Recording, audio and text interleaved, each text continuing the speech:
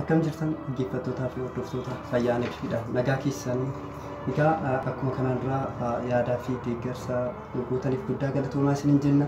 Yaadaa fi gaafii isin qabdaniif deebii isiniif kennuudhaaf viidiyoodhaanis ta'ee gama garaagaraatiin gama barreeffamaatiin isiniif kennuuf qophiidha. Egaa akkuma kana dura tarras mata duree tokko qabanneerra, innis waa'ee koronaa vaayirasii irratti yeroo ammaa yaaddoo fi nama hedduu kan ta'e akkasumas gurrii fi ijin nama hedduu waa'ee kanaa dhaga'uuf kan yaadudha. Egaa koronaa vaayirasiin akkuma dhageessan ka'umsa isaa Chaayinaa godhachuudhaan biyyoota garaagaraatitti kan faca'aa jirudha. Biyyoota keenyas dabalatee biyyoota guddatanis jechuudha. Gara tamsaasa isaa saffisaan gara biyyoota hundumaa irraatti kan gosa Chaayinaa gara waan irraa ka'uudhaan Chaayinaa keessattis ta'e gara biyyoota alaatitti kan jirudha jechuudha. Tokkoffaa daddarbiinsi isaa hafuuraan kan darbudha. Sagalee keenya yookiin hafuurri qilleensi nu keessaa baafan nama biraa dhiyeenyatti kan jiru yoo ta'e nama sanitti hafuuraan darbuu danda'a. Akkuma utaalloo jechuudha. Qilleensa namni tokko baafate gara yoo attifatus ta'e yoo qofa qaanattifannu jechuudha. Inni biraa akkuma dhukkuboota utaalloo wantoota vaayirasii kanaaf faalaman namoonni tokko furris fudhatu ta'a, wanta biraa qaamota wantoota akka utaalloo qulfiis haa ta'u qalamas haa ta'u wantoota dhukkuba kanaaf faalaman furriin nama tokko dhangala'aan qaama argamsuu keessaa ba'an inni qabne nama saniif faalame funyaan fi ija keenya kan qabnu akkasumas afaan keenya kan qabnu ta'e karaa kanaan lamaan nutti darbaa jechuudha. Egaa tokkoffaan qilleensa hafuura ol fudhannu, lammaffaa qaama wantoota vaayirasii kanaan faalaman. Kunis kan ta'u harkaan funyaan fudhannee yookiin furrii fudhannee qaamota garaagaraa wantoota garaagaraa balbala furtuu balbalaa ta'uu danda'a, furtuu makiinaa konkolaataa ta'uu danda'a, kitaaba ta'uu danda'a, iskiriiptoo ta'uu danda'a. Yeroo garaagaraattis waan tokkoffaan akkuma beekamu qofaa nama qofaassa.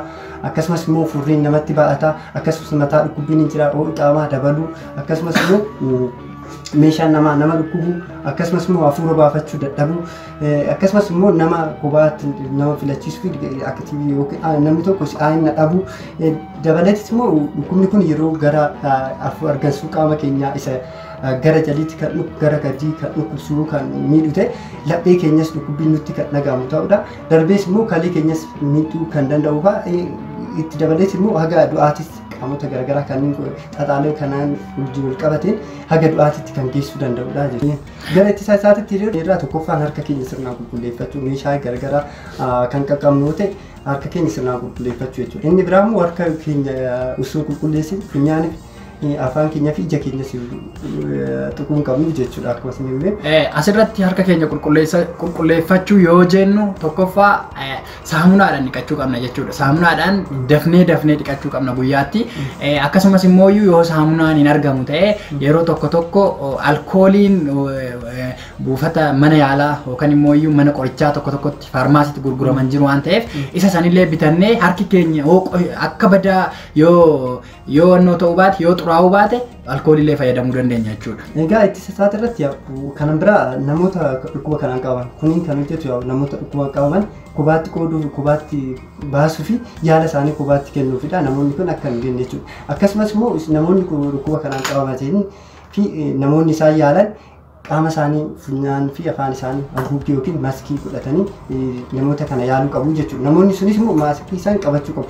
Egaa akkaataa itti fayyadama yookiin haguuggii yookiin maskii kana jalqaba haguuggii kana erga godhannee harkaan tuttuquu hin qabnu haga jiidhee haga xuraa'utti jechuudha. Erga xuraa'een booda yookiin erga jiidheen booda fuunee bootaa iddoo barbaachisutti kan erga ganneen boodas harka keenya sirnaan erga qulqulleeffannee harka keenya sirnaan qulqulleeffachuu qabnaa jechuudha. Isa kanaa jechuudha. Dabalataa asirratti wanti jechuu barbaadu yeroo baay'ee yeroo tokko maskii argachuu dhiisuu dandeechu. Keessattuu uummanni keenya maskii argachuu dhiisuu dandeechu. Yeroo san haga danda'amaa ta'e wanta akkasii mallattoolee akkasii agarsiistu taanaan uffata carqii uffataan jechuudha. Uffataan afaan keessanii fi funyaan keessan yommuu isin qofaasisu sirriitti qabachuu qabdu jechuudha. Yoon kana isin jedhu garuu akka qofaasan afaan keenyan harka keenyaan afaan keenya funyaan keenya akkasitti qofa'uu miti. Yeroo san vaayirasichi sun akka qofaasan salphaa miti. Harka keenya qabatee gara nama biraatitti illee darbuu danda'a jechuudha. Kanaafuu harka odoo hin ta'in uffata yookaan uffata fayyadamuu qabna jechuudha. Yeroo qofaanis yeroo kaanillee jechuudha. Egaa kana inni biraa itti sarratti wantoota namoota harka qaqqabannaan harka namaa itti baatu keessatti tokkoffaa qulqulleessuu jechuudha. Naannoo keenya qulqulleessuu keessattuu vaayirasiin kun harkaan namni furrii fudhatee harkaan meeshaalee garaagaraa qabu. Meeshaa namni harkaan qabee faala jennu hundumaa qulqulleessuu fi naannoo keenya naannoo vaayirasii kanarraa bilisa akka ta'an keemikaalota garaagaraa fayyadamnees ta'uu danda'a. Kun kan hojjetu egaa wanti ittisa isaa kanarratti wanti isin hubachiisuu qabnu kun kan hojjetu biyyoota vaayirasiin dhukkubni kun itti ka'e irratti jechuudha. Akkasuma nama shakkame isaan qubaatti fuudhaa jechuudha. Akkasumas immoo meeshaalee akkuma isaan isin jedhan meeshaalee wal jijjiirree fayyadamuu hin qabnu jechuudha. Meeshaalee aayilaandiis ta'uu danda'a, kubbaayyaas ta'uu danda'a, meeshaa itti nyaatan tiriis ta'uu danda'a. Isa sanii wal jijjiirree fayyadamuu hin qabnu jechuudha. Ammallee mallattoolee kana qabna ta'a. Immoo dabalata ittisa irratti wanti isin yaaduu qabdan yeroo hundumaa wanti itti dabaluu barbaadu yeroo baay'ee namoonni wanta akkasii qaban yookaan mallattoolee akkasii qaban yeroo hundumaa kophaatti adda bahuu qabu jechuudha. Hojii deemuun qabaatanii mana barumsaa deemuun qabaatanii akkasumas mana yaalaas bakka kaawwanii mana yaalaa nama kaawwanii deemuun qabaatan kana fakkaata waan dhaggeeffattaniif guddaa galatoomaa isiniin jenna. Peejii keenya sheer godhaa, laayik godhaa, akka namoota birootas ga'us godhaa. Dhimmaa fi gaaffii keessan qabdanis nama keessan barreessaa.